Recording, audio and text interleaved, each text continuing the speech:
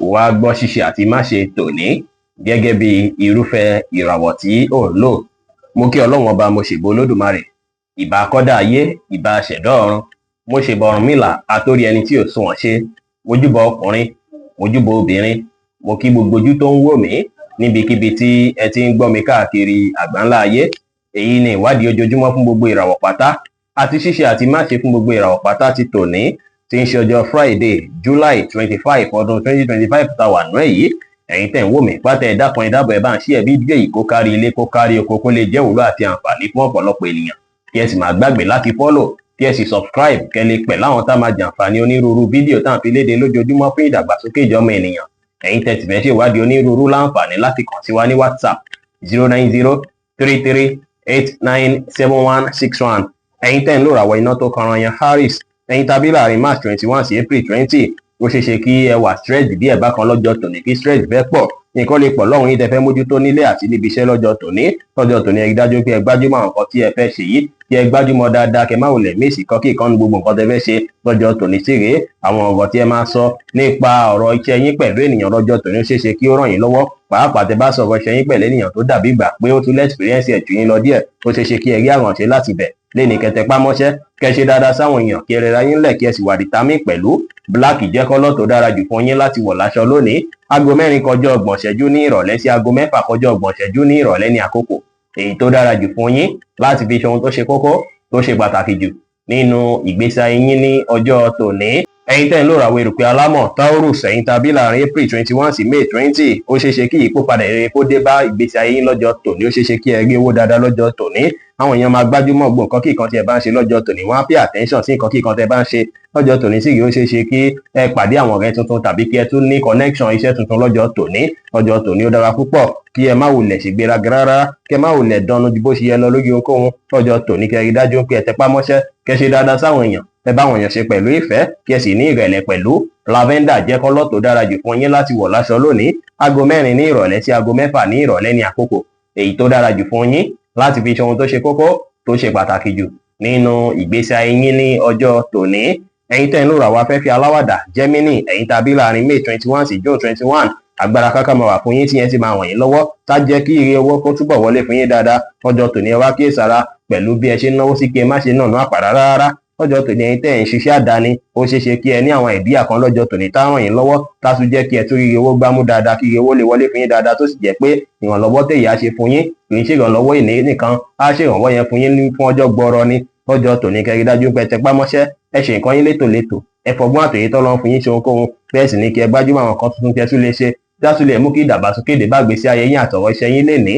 Light purple jẹ́ kọ́lọ̀ tó dára jù fún yín láti wọ̀ láṣọ lónìí. Aago 2 ní ọ̀sán sí aago 4 ní ìrọ̀lẹ́ ní àkókò èyí tó dára jù fún yín láti fi ṣe ohun tó ṣe kókó tó ṣe pàtàkì jù nínú ìgbésí ayé yín ní ọjọ́ tòní. Ẹ̀yin tẹ́ ń lò ràwọ̀ omi agbára Cancer, ẹ̀yin tàbí láàrin June 22 sí July 22, ẹ jìnnà sí gbogbo nǹkan kíkan tí ẹ bá ń ṣe tó bá dàbí ìgbà pé ìwà comfortable pẹ̀lú rẹ̀. Gbogbo nǹkan tó bá jọ mọ́ bínú àbíjà lọ́jọ́ tòní ẹ jìnnà sí. Ó ṣeé ṣe kí ìmọ̀lára yín kó rí bákan, kí ẹ fẹ́ ní mood swing díẹ̀ bákan láàyè iṣẹ́. Sì rí ó ṣeé ṣe kí ó nílò kí ẹ plan dáadáa, kẹ́ lè rí nǹkan gbámú dáadáa láàyè iṣẹ́. Kẹ́ gbájúmọ́ àwọn nǹkan tó ṣe é pé ẹ̀ ń ṣe lọ́wọ́ yìí, kẹ́ ṣe wọ́n láṣẹ yanjú ṣáájú kẹ́ tó múṣẹ́ ẹ̀mí bọ́. Kẹ́ má ti rin méjì bọ́ná lẹ́ẹ̀kan ṣoṣo kò dára. Ìyẹn á ràn yín lọ́wọ́ tí ẹ bá lè ṣe bẹ́ẹ̀. Á bí kí ẹ tún ní ìgbàgbọ́ àti ìgboyà dáadáa nínú ara yín láti túbọ̀ tẹ̀síwájú láti ṣàwọn iṣẹ́ mìíràn. Lọ́jọ́ tòní ó dára kẹ́ tètè jí lọ síbi iṣẹ́, kẹ́ wá fi ọwọ́ ìrọ̀lẹ́ kẹ́ fi lògbà àti àkókò pẹ̀lú àwọn tó jẹ́ olólùfẹ́ yín láyìíká alẹ́. Léni síre kò dára kẹ́ sùn láì tọ́nà sùn, kò dára kẹ́ dá sọ́rọ̀ tí wọ́n pè é sí àbí èyí tí ó kàn yín. Bẹ́ẹ̀ sì ni àwọn àṣírí yín, àwọn plan yín kí ẹ pamọ́ láṣìírí kó lè rí bí ẹ ṣe ń fẹ́. Blue jẹ́ kọ́lọ̀ tó dára jù fún yín láti wọ̀ láṣọ lónìí. Aago 2 ní ọ̀sán sí aago 4 ní ọ̀sán ní àkókò èyí tó dára jù fún yín láti fi ṣe ohun tó ṣe kókó tó ṣe pàtàkì jù nínú ìgbésí ayé yín ní ọjọ́ tòní. Ẹ̀yin tẹ́ ń lò ràwọ̀ iná tó gbóná riri Leo, ẹ̀yin tàbí láàrin July 23 sí August 22, ó ṣeé ṣe kí ẹ fẹ́ deal pẹ̀lú àwọn stress díẹ̀ láàyè iṣẹ́ àti nílé gan pàápàá. Ó ṣeé ṣe kí stress fẹ́ pọ̀ fún yín. Bẹ́ẹ̀ sì ni ó ṣeé ṣe kí àwọn èèyàn tó rọ̀gbà yín kákára máa kan wọ́n bákan tàbí kó máa hùwà tí ó tọ́ sí yín, tí yẹn sì lè affect mood yín díẹ̀. Ẹ má wulẹ̀ take wọn serious rárá lọ́jọ́ tòní látàrí gbogbo nǹkan tó ń ṣẹlẹ̀ yìí gan kò ní pẹ́ kásẹ̀ ńlẹ̀. Ìwọ̀nba ọjọ́ tòní nìkan ló fẹ́ fi ṣẹlẹ̀. Ẹ wulẹ̀ gbájúmọ́ṣẹ́, kẹ́ keep ara yín busy, kẹ́ gbájúmọ́ àwọn nǹkan tó ṣe kókó fún yín láti gbájúmọ́. Léni kẹ́ ní ìgbàgbọ́ ní kíkún nínú ara yín, ẹ free mind yín, kẹ́ wà positive. Pink jẹ́ kọ́lọ̀ tó dára jù fún yín láti wọ̀ láṣọ lónìí. Aago 3 ní ọ̀sán sí aago 4 ní ọ̀sán ní àkókò èyí tó dára jù fún yín láti fi ṣe ohun tó ṣe kókó tó tó ṣe pàtàkì jù nínú ìgbésí ayé yín ní ọjọ́ tòní.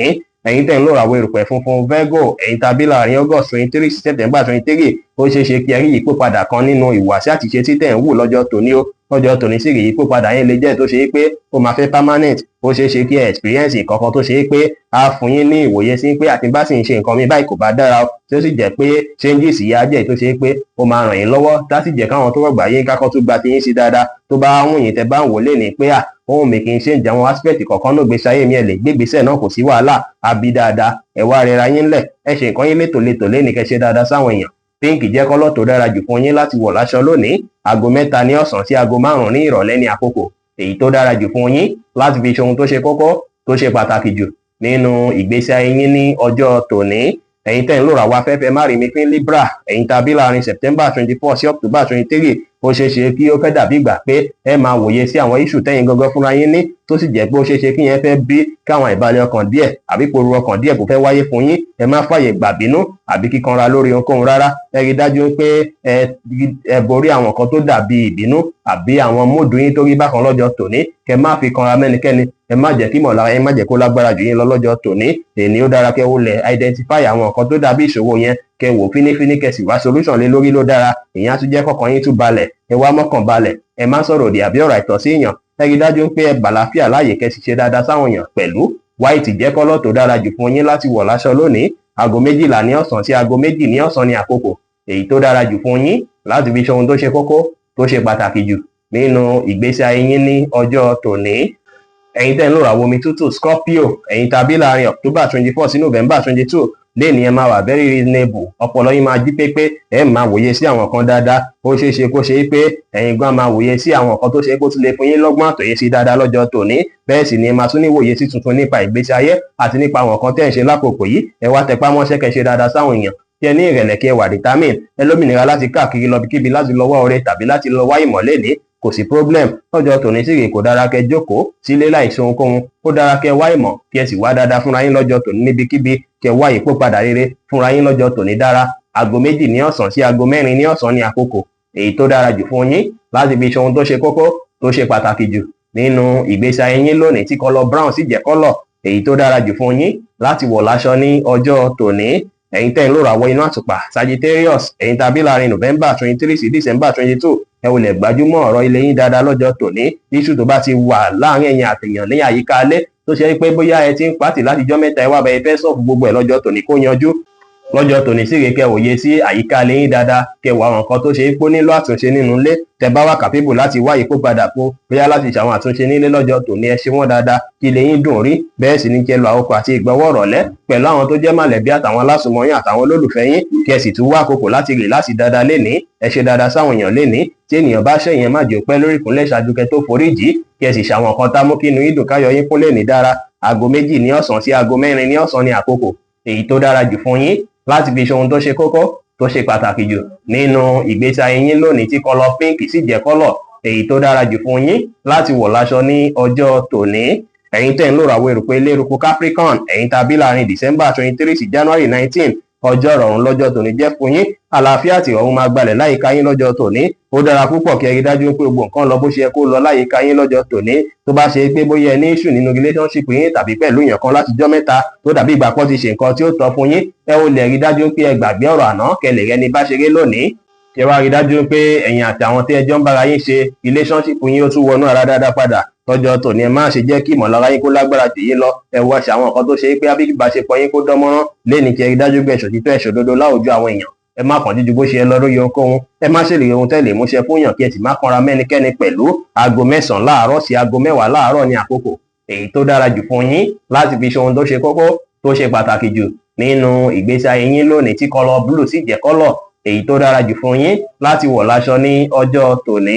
Ẹ̀yin tẹ́ ń lò ràwọ̀ afẹ́fẹ́ oníbìínú Aquarius, ẹ̀yin tàbí láàrin January 20 sí February 19, ó ṣeé ṣe kí gbogbo ọkàn gbalẹ̀ lọ́kàn yín díẹ̀ lọ́jọ́ tòní, ṣùgbọ́n àwọn ìrànwọ́ àtàwọn ṣe tí ẹ máa rí lọ́jọ́ tòní ajẹ́ tó máa ràn yín lọ́wọ́ dáadáa. Tẹ́ bá láwọn tó ṣe pé wọ́n jẹ́ ọ̀rẹ́ tó súnmọ́ yín, tó ṣe pé ẹ lè bá sọ̀rọ̀ lásìkò tẹ́ bá nílò ìrànlọ́wọ́, ó ṣeé ṣe kí wọ́n ràn yín lọ́wọ́ lọ́jọ́ tòní, tí yín á sì bí kí rọrùn wáyé fún yín lọ́jọ́ tòní. Tí ènìyàn kan bá ràn yín lọ́wọ́ láti jẹ́ kọ́kàn yín balẹ̀, kí ẹ kọ́ bà tí ń dúpẹ́ lọ́wọ́ wọn dáadáa, kẹ́ wá ṣe àwọn kan tá mú kí inú yín dùn káyọ̀ yín kún, kí ẹ wà positive, kí ẹ sì rí dájú pé ẹ béèrè àmọ̀ràn lásìkò tẹ́ bá nílò rẹ̀ lọ́wọ́ ẹnikẹ́ni tó bá ṣe pé ẹ finú tán lọ́jọ́ tòní. Píǹkì jẹ́ kọ́lọ̀ tó dára jù láti wọ̀ láṣọ lónìí. Ẹ gbọ́dọ̀ gbégbèsẹ̀ kan tó nípọn lẹ́yìn aago 5 ìrọ̀lẹ́. Gbogbo nǹkan kíkan tẹ́ bá ṣe ṣáájú aago 5 ìrọ̀lẹ́ ló dára kí ẹ ṣe. Lẹ́yìn aago 5 ìrọ̀lẹ́ ẹ gbọ́dọ̀ gbégbèsẹ̀ èyíkéyìí tó ṣe pé ó ṣe kókó. Ẹ̀yin tẹ́ ń lò ra omi tí kì í ru Pisces, ẹ̀yin tàbí láàrin February 20 sí March 20, ọjọ́ tòní ó ṣeéṣe kí àwọn kan tẹ́ òru kan tẹ́lẹ̀ rárá kó ṣẹlẹ̀ lọ́jọ́ tòní o, tó sì jẹ́ pé àwọn míì lè jẹ́ tó ṣe pé á yà yín lẹ́nu, ìmí sì lè bí ìròyìn ayọ̀, ó lè bí ìdùnnú fún yín lọ́jọ́ tòní kẹ́ ó lè gbajúmọ̀ bẹ́ẹ̀ fẹ́ fọkàn ara yín balẹ̀ kẹ́ ó lè gbajúmọ̀ gbogbo nǹkan tó ṣe pé ó ṣe kókó fún yín láti gbajúmọ̀ láti mójútó pàápàá láàyè iṣẹ́. Ẹ má stress ara yín ju bó ṣe yẹ lọ. Ẹ rí dájú pé ẹ lọ́kòókò àti ìgbà tó pọ̀ láti fi sinmi láti fi rìn láti lọ́jọ́ tòní. Ẹ bá wọn yàn sọ̀rọ̀ pẹ̀lú ìfẹ́, ẹ bá wọn ṣe pẹ̀lú àwàdà àti ẹ̀rín, kí ẹ sì fi ìgboyà ṣe ohunkóhun lénìí pẹ̀lú. Wáìnì jẹ́ kọ́lọ̀ tó dára jù fún yín láti wọ̀ láṣọ lónìí. Aago 6 ní ìrọ̀lẹ́ sí aago 7 ní àṣálẹ́ ní àkókò èyí tó dára jù fún yín láti fi ṣe ohun tó ṣe kókó tó ṣe pàtàkì jù nínú ìgbésí ayé yín ní ọjọ́ tòní. Bí ó ṣe jẹ́ nìyẹn fún gbogbo orúfẹ́ ìràwọ̀ 12 tó wà pátá. Ẹ̀yin tẹ́ ń wò mí pátá ẹ má gbàgbé pé Ọlọ́run bo Olódùmarè nìkan lọ́ba tó ní ìmọ̀ jùlọ. Fẹ́yìn tẹ́ fẹ́ ṣèwádìí onírúurú ẹ láǹfààní láti kàn sí wa ní WhatsApp 09033897161. Ire gbogbo á jẹ́ tiwa lónìí, lọ́sẹ̀ yìí, lóṣù yìí àti ní gbogbo ọjọ́ ayé wa láṣẹ Ìdùmarè. Ire o.